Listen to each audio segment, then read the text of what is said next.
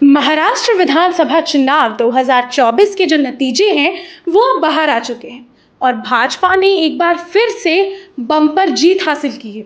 अब इस बम्पर जीत के पीछे भाजपा की कुछ ट्रिक्स एंड टैक्टिक्स थी जो कि स्पष्ट रूप से काम भी आई है। क्या है मैं बताती हूँ। नमस्कार, मेरा नाम है समीक्षा नारायण और स्वागत है आपका हमारे चैनल पर। महाराष्ट्र विधानसभा चुनाव 2024 में भारतीय जनता पार्टी ने एक बार फिर से अपनी राजनीतिक ताकत का प्रदर्शन करते हुए बड़ी जीत हासिल की है। इस जीत में पार्टी की विचारधारा से जुड़े नारों ने बहुत महत्वपूर्ण भूमिका निभाई है। कैसे मैं बताती हूँ। मुख्यमंत्री योगी आदित्यनाथ का नारा बटोगे तो कटोगे और प्रधानमंत्री का नारा एक है तो सेफ है, ये तो आपको याद ही होगा।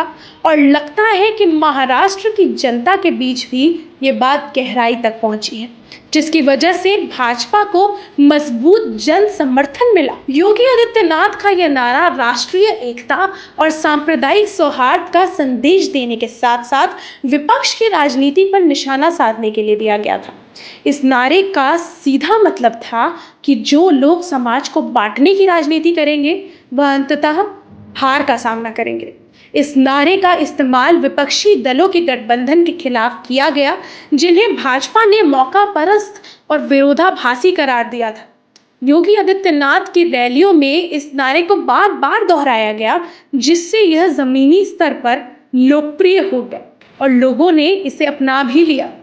दूसरी ओर प्रधानमंत्री का नारा समाज को एकजुट करने का संदेश देने के साथ साथ भाजपा की नीति और प्रशासनिक स्थिरता को उजागर करता है। उनका उद्देश्य लोगों को यह बताना था कि अगर राज्य और केंद्र दोनों में एक ही पार्टी की सरकार रहेगी तो विकास कार्यों में तेजी आएगी और जनहितकारी योजनाओं को सफलतापूर्वक लागू किया जाएगा। इस नारे पर विपक्ष ने भाजपा को खूब घेरा। राहुल गांधी ने तो इस पर प्रेस कॉन्फ्रेंस भी की और बताया कि एक है तो सेफ है का मतलब है कि अगर मोदी जी हैं तो अडानी जी सेफ है। लेकिन लगता है कि जनता के बीच इसका असर नहीं हुआ, जो कि रिजल्ट में हम साफ देख सकते हैं। सिर्फ इस नारे से ही नहीं बल्कि इसे बहुत से और फैक्टर्स थे जिसकी वजह से भाजपा को ये बम्पर जीत मिली। भाजपा ने अपने सहयोगी दल एकनाथ शिंदे गुट की शिवसेना के साथ मिलकर चुनाव लड़ा। यह गठबंधन सामाजिक और राजनीतिक स्तर पर बेहद मजबूत साबित हुआ। दोनों दलों ने साथ मिलकर राज्य के अलग अलग क्षेत्र में प्रचार किया, जिससे जनता में एकता और स्थिरता का संदेश गया।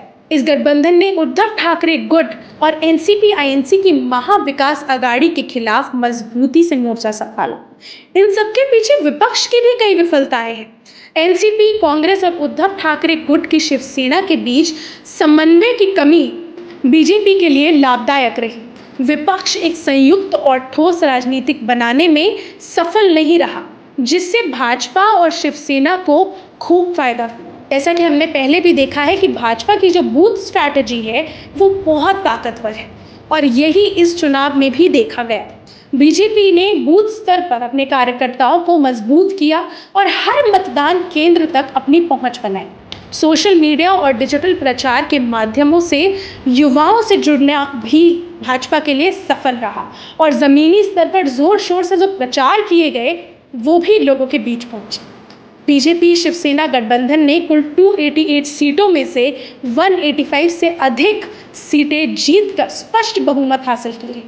यह बीजेपी के लिए न केवल महाराष्ट्र में सत्ता बनाए रखने का अवसर है, बल्कि विपक्षी दलों के लिए एक बड़ा संदेश भी है। इस पर आपकी क्या राय है, ये हमें कमेंट करके जरूर बताएं और ऐसी ही और खबरों के लिए जुड़े रहिए हमारे साथ।